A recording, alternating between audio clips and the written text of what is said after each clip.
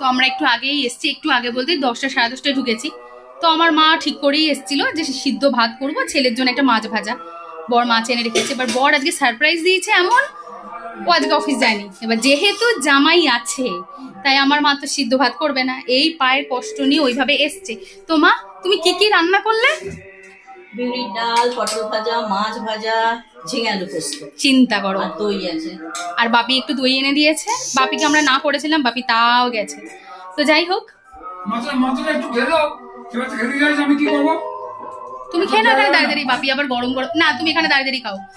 বাপি আবার গরম গরম মাছের মাথা না খাচ্ছে। না, ভাত খেতে পারবে না। না, খাও। তো আমাদের সামনে আবার বিয়ে বাড়ি, এই যে দেখো সব গান মান বাজছে। আর মা এখন যেহেতু জামাই আছে ওই জন্য এখন এত কিছু রান্না হচ্ছে এই অবস্থায় এসে। আমি আর বাপি থাকলে হতো না বাপি, আমাদের কপালে সিদ্ধ ভাতই জুটতো, তাই তো? দেখো,